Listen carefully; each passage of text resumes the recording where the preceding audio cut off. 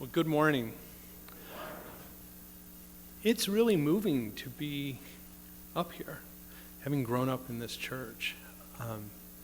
So many old friends, family members, people I've seen in these pews, and people I haven't before. And I'd especially like to thank Kathy Frakes for making this possible and doing work to allow it to happen. You know, Lori, I loved your poem, and you said that time is the enemy of memory, but there's a way in which memories are a gift of time. And I definitely have the sense standing here in front of you right now that I'm surrounded by a cloud of saints, both the people who are here and the people who have gone from this world. I have such memories in this church, and we used to sit up in the balcony, and there was another family that sat behind us, and they were ready for church. They had kids about the same age, and their kids were wearing suits. We were not. They were on time. They were on time. We were not on time usually, with the exception of my mom. I think it looked like Goofus and Gallant had taken their families to church, and were sitting near each other. But this is where I learned my faith, and it's such a gift to be able to come back. One thing I'm going to do today that I want to give you a heads up about is that in my home church, it's fairly common to take questions after the sermon. And so as you're listening today, think if you have a question about what I'm talking about my own experience or what it is that I'm relating. Now, this passage, I was talking to my dad yesterday, and he said, boy, I'm not sure what you're going to get out of that. But there is something that has always struck me about this since I first heard it sitting up in the balcony here. And it's this part. As they entered the tomb, they saw a young man dressed in a robe sitting on the right side, and they were alarmed. But he said to them, do not be alarmed. You are looking for Jesus of Nazareth, who was crucified. He's been raised. He's not here. Look, there's the place where they laid him. But go, tell his disciples and Peter that he's going ahead of you to Galilee. There you will see him, just as he told you. I'm fascinated by this guy, this young man. Now, different Gospels describe him different ways. In Matthew, he's described as an angel. In Luke, it's two men. But in Mark, we just know it's a young man. And he doesn't show up again. We don't know if he's been there before. He's one of these people that appears once in the Bible. But he's got this great truth.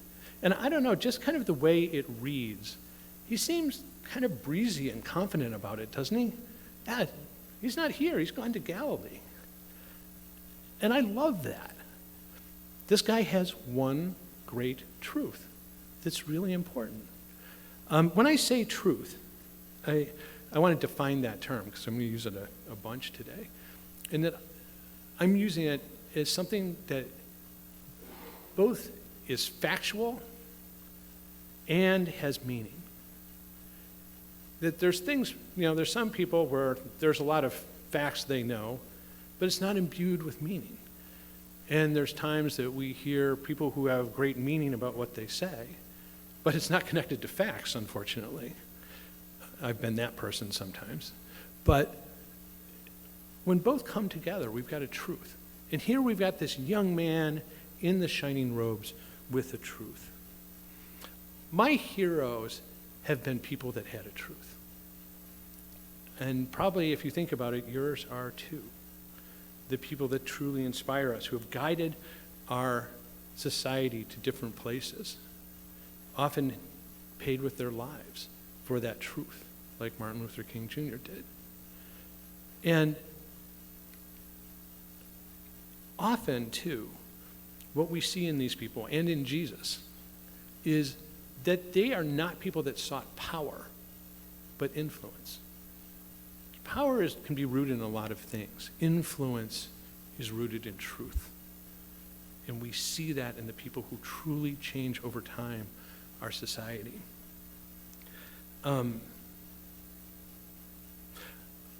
It's troubling when people have power but no core truth, or have a core that is an untruth. And we certainly have seen that. Like most of us, I'm really deeply troubled by the shootings that I've seen, the mass shootings. People that look like me when I was 18 years old. What's going on? How does this happen over and over and over again in Buffalo, in Uvalde, in Highland Park, Illinois? These are young men without a truth, who want meaning in their lives, and they attain it through power, because a gun gives you power. And, sometimes there's a claim of a truth. In Buffalo, the man who did that, he had a manifesto where he explained what he presented as a truth. And it's what's sometimes referred to as the Great Replacement theory, that there is this conscious movement to replace white people in this country. That's an untruth. No one has tried to do that. And it's really a twofold untruth. It's untrue because it's just there's no fact there. But the other thing, too, is that even if it was true, this country has been a product of great replacements over and over and over again in different ways. And beyond that, going back to other kinds of societies, that's the way humans are. My own genealogy is pretty boring. We're mostly British. But, you might think, well, there's no great replacement there, but of course there was. The Anglo-Saxons invaded in the 5th century and displaced the people who were there. In 1066, the Norman invasion was a great replacement. In England, there were great replacements twice before the monarchy even got started, and more since then. And the great replacements we've had in this country. Now, you think about how often those changes have regenerated and improved us and made us better. But these people who use that gun and that power for evil, that behavior is learned. It is learned from someone. They don't suddenly come up with these things on their own. And it is the job of the rest of us to teach something different. My one truth, if I can be arrogant enough to claim one, that I try to live out in my work, is that in my field of criminal law, we fail to be guided by the human dignity of everyone involved. We don't recognize the human dignity of victims of crime, of what they've suffered. When I read the story of the Good Samaritan, that's a story of how we treat crime victims, in part. And we don't treat the people who are accused with human dignity either. A lot of what I do at work, I'm a professor who teaches first-year students criminal law, but I also have a clinic where we work on clemency. I sometimes call it the Guilty Project. People say, oh, you work with the Innocent Project. I say, well, no, actually our clients are guilty of the crimes they were accused of. But they shouldn't be in prison anymore. Don't get me wrong, I'm not for throwing open the doors of the prisons. I'm a former prosecutor. But I've learned over and over and over again that we fail to recognize the humanity of people in prison too often, and what they're capable of and what they've done. We act as if when the prison door closes, their life ended, and it didn't. I've gone into enough prisons to know that this is true. So I started a clinic with my students where basically we answer my mail. I'll get back to my office tomorrow, and I'll go to my mailbox, and there'll be 3 or 4 brown envelopes from prison. And inevitably, they'll put too many stamps on them. I get envelopes that they'll have 20 stamps on the front because they want to make sure it gets to me. And what's striking to me when I look at that envelope is that you make about the price of a stamp for 1 hour of work in prison. Someone worked 20 hours just for the stamps to send me that envelope. And I open them up, and most of the time I have to say, no, I can't help you. Sometimes we do. And what do we find when we open that up? In 2014, I got an envelope from a man in prison in Beaumont, Texas, who'd been in prison for 25 years, a man named Ronald Blunt. And in his letter, he said, I'm doing life in prison for crack. Pretty much all I did was, my brother was selling crack, and I told people to go buy it from him. And sometimes I gave him a ride places. And he paid me by giving me crack. And I thought, that doesn't sound right, that you'd get a life sentence for that. So he had enclosed the transcript of his sentencing and his pre-sentence investigation report. So I looked at the transcript, and there he was at the sentencing hearing saying, Your Honor, I don't sell drugs. I never sold drugs. I'm addicted to crack. I live in my mother's porch. I don't have a change of clothes. I beg for nickels and quarters in the park across the street. And I thought, well, that still doesn't sound like it would get life. So then I looked at the pre-sentence investigation report from the probation officer, which said he helped his brother, he steered people to the crack operation, he lived on his mother's porch, he was often found begging for change in the park across the street. This man was serving life in prison at a cost to all of us of more than $1 million for that incarceration. We took his petition, and President Obama released him. He lives in Houston. He works as a security guard at a chemical plant. My son and I stopped in to visit him a couple years ago. And we met his neighbors. We saw what he was cooking. It was a normal, productive life. And the problem is that our system isn't set up to recognize the humanity of the people that are enmeshed in this machine, the machine that I participated in. So I try to have that be my one truth. I'm not a young man by the tomb of Christ. But I do my best to have that one truth. But one truth doesn't have to be anything grand or political. That one truth very often is love. The love that we have for one another. And I've found a lot of love in this church and from many of the people who are here right now. That young man said, go to Galilee. And so they did. The apostles did. And when they got there, here's what happened. This is at the end of John. Just after daybreak, Jesus stood on the beach, but the disciples did not know that it was Jesus. It was on the Sea of Galilee. Jesus said to them, Children, have you no fish? They answered him, No. He said to them, Cast the net to the right side of the boat, and you'll find some. So they did. They were not able to haul it in because there were so many fish. That disciple whom Jesus loved said to Peter, It's the Lord. When Simon Peter heard that it was the Lord, he put on his outer garment, for he'd taken it off, and jumped into the sea. But the other disciples came in the boat, dragging the net full of fish, for they're not far off from the land, only about 100 yards off. When they'd gone ashore, they saw a charcoal fire there, with fish on it and bread. Jesus said to them, Bring some of the fish that you've caught.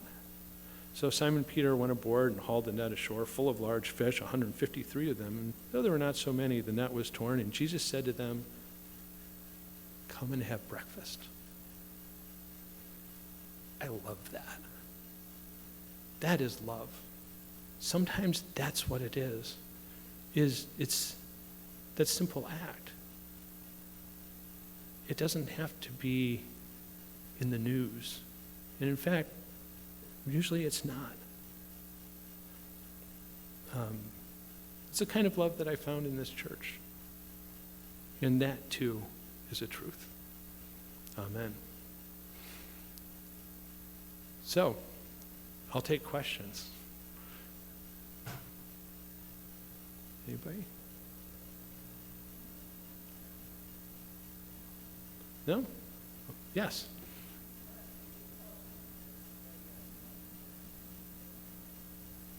Oh, Jason Hernandez, yeah. So this is somebody actually that he got clemency from President Obama. He was one of the first 6 people to get President clemency, a commutation of sentence. But a man named Jason Hernandez from Texas, who when he was a young man, sold crack and got a life sentence and was doing life in prison. He wrote himself out of prison. He didn't have help. He did his own petition for clemency, and it was beautiful. And he sent it to President Obama. And Jason then helped other people do the same thing, and he still does. Recently, he lives in McKinney, Texas, and he's become kind of a city father of McKinney, Texas. He's one of the people that's, always organizing things in the neighborhood. He's helping to restore the Mexican cemetery that's there. And one of the things he did recently is he used to sell crack in front of this little store, and he went back and bought this store. And he's going to stop selling cigarettes and beer and start selling other things from that store. It's a pretty remarkable story. And it's terrible to think that that's somebody that would still be in prison but for that act of grace. So, yes, sir?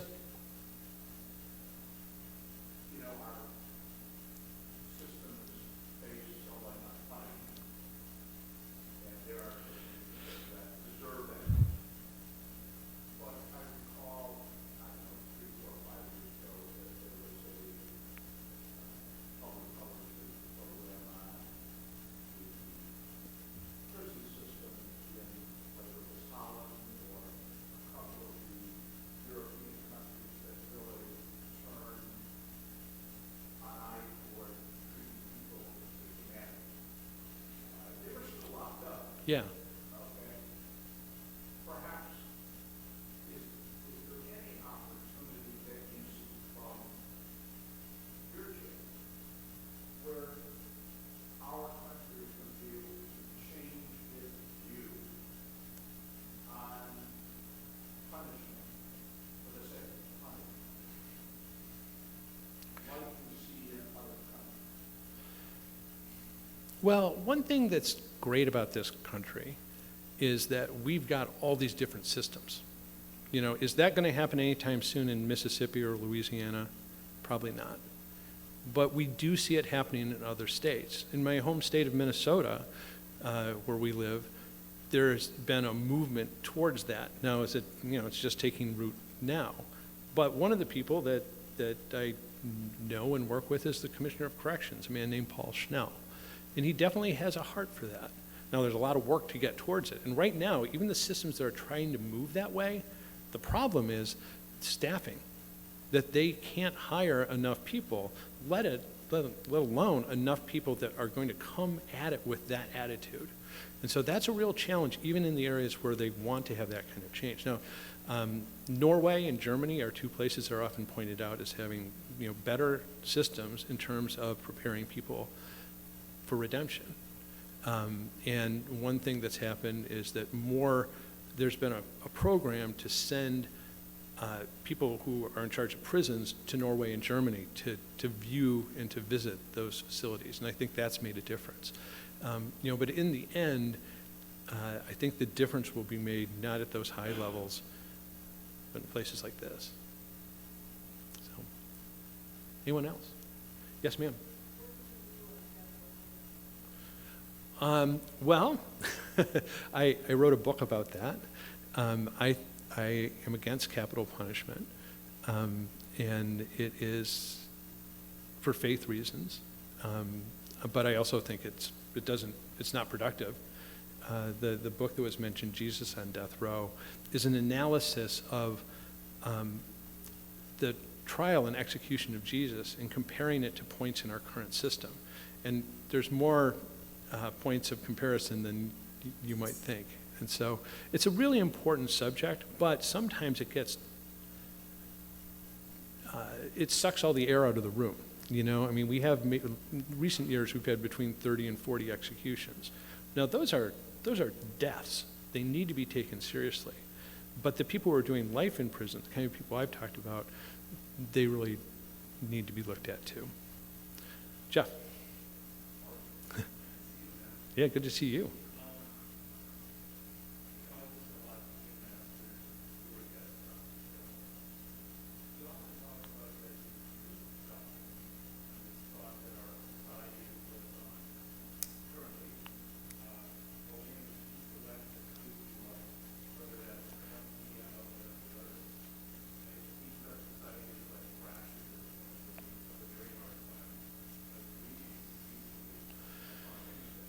Mm-hmm.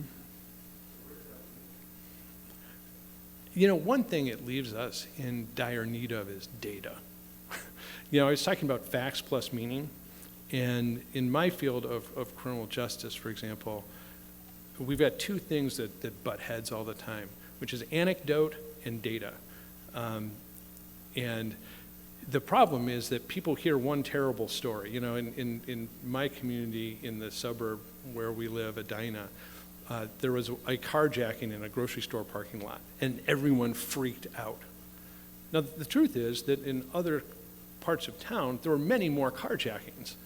And the number of carjackings wasn't as extreme as people were being led to believe by the media. And so one of the things that, I mean, I totally recognize that problem. You know, people choose different truths. The problem is that we jump right to meaning and go over facts. And we have to root it in facts. And so when I talk about my own truth that I try to put out there, you know, I've been conscious of doing the work of seeing the cases where the sentence isn't necessary, where we've gone too far, of it being more than anecdote, of it being data. But that's a big problem, is that we do have different truths that can be chosen. They're not always rooted in what's actually true, though. So, yes?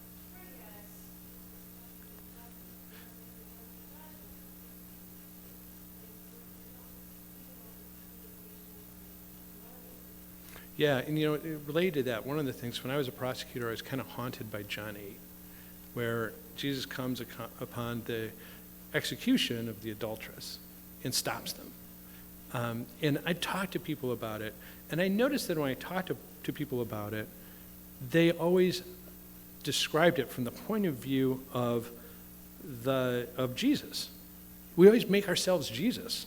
Now, Jesus, you know, in the end, he said, "Neither do I judge you," but he also said, "Go and sin no more." And so people say, well, that's my job. And the problem is perspective. You know, we read that story, we're not Jesus. We're the mob. We're the Pharisees. We're the woman. That's us. We're supposed to be learning from it, not to take the position of the person offering judgment. And the arrogance of that, and again, you know, this is something that I see in myself too often, is that we make ourselves God when we do that too often. So, okay, probably, oh, yes, sir.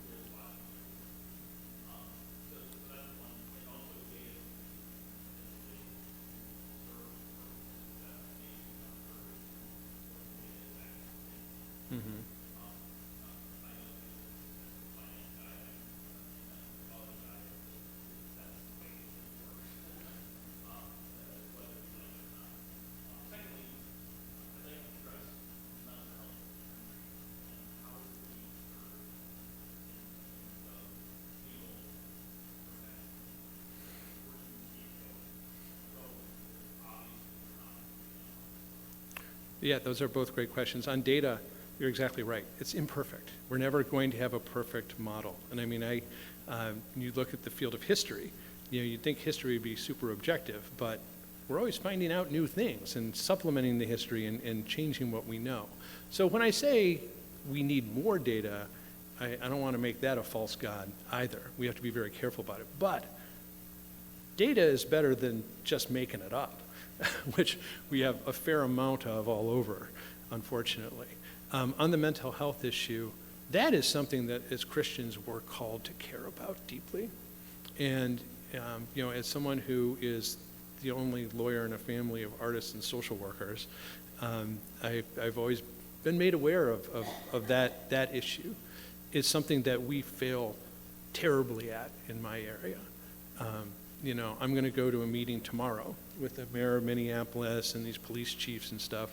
And that's in part what I have to try to get them to talk about, is that if we're responding to a mental health crisis, sending armed men probably isn't the best way to deal with it. And that there's really good programs in Eugene, Oregon, the Cahoots program there. They are really great at sending mental health professionals to do that. Now, sometimes people say, well, it won't be safe for the mental health professionals. I'll tell you about my sister, Kathy. She's one of my real heroes, because what she does, she's worked for an organization called Thresholds and has done this similar work since, where people who often are out on bail or diversion or parole, or sometimes not, but often they are, and need mental health services. Instead of being institutionalized or in jail, they're in their home, and her job is to go visit them, to go make sure they're okay, that they've got their medication, that their finances are in order, and will do therapy, art therapy, and things like that, ride a bike with them. And she goes and does that by herself. And if my sister can be that brave, then I think we are ready to expand the way that we send mental health professionals where there is that need. So, all right, I'm going to give you all your church back. But thank you again, and it really is something that I'm deeply grateful for. I'm going to be back on August 21st, and I look forward to that. Thank you.